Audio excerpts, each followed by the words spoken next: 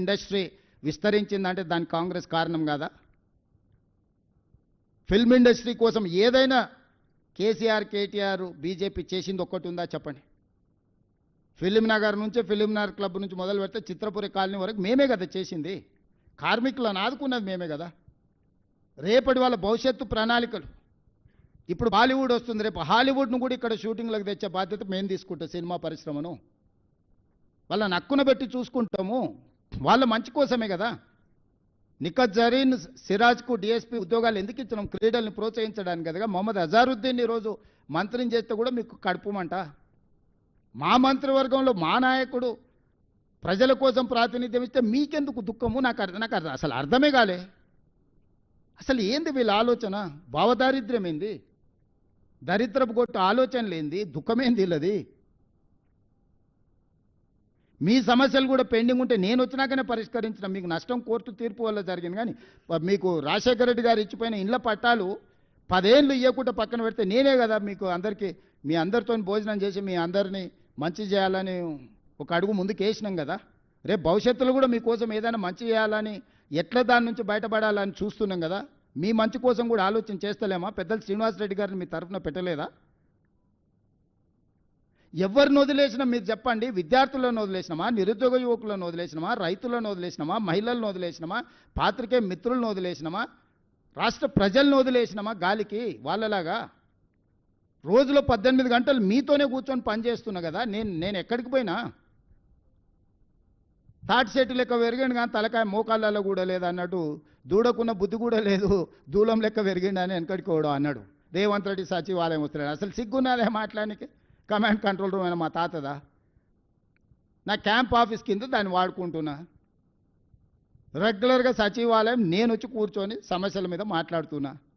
రోజులో 18 గంటలు ఎక్కడున్నా నా జీవితంలో కానీ, నా విధానంలో కానీ, నా నిర్ణయాలలో కానీ ప్రతిపక్షంలో ఉన్నప్పటికి ఇప్పటికి ఏమైనా మార్పు వచ్చిందా? మీ అందరితో వ్యవహరించే శైలి కానీ వాళ్ళలాగా ఏమన్నా దుర్మార్గంగా ఎప్పుడైనా వ్యవహరించిందా?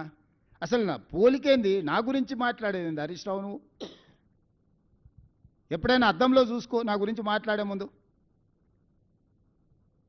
నాదేముంది? సాదాసీదా జీవితము.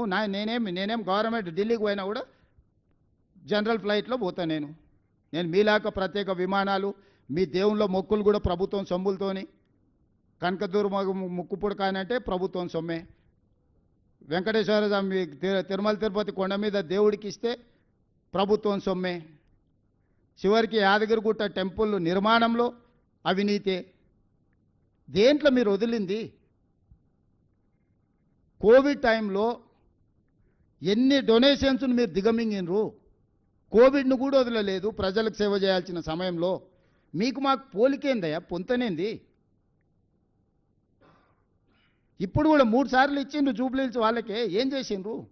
3 సార్లు బీజేపీకి ఇచ్చిండ్రు. ఏం చేసిండ్రు? కళ్ళ ముద్దలు ఉంది కదా. ఇప్పుడు సమస్యలు ఉన్నాయి. అయ్యో ఈడ చెత్త ఉంది, అయ్యో ఈడ మట్టి ఉంది, ఈడ కాలువల మోరీల బురద ఉంది అని అంటుంది. ఎవడు కారణము? అసలు సిగ్గాను ఉండాలి. అందుకే నా చెత్తకుండి దగ్గర ఓ రోజు కట్టేసేయారు. కట్టేస్తే గొలుసు పెట్టి కట్టేస్తే తెలుస్తుంది, జ్ఞానోదయం కలుగుద్దేమో అట్లనా అని.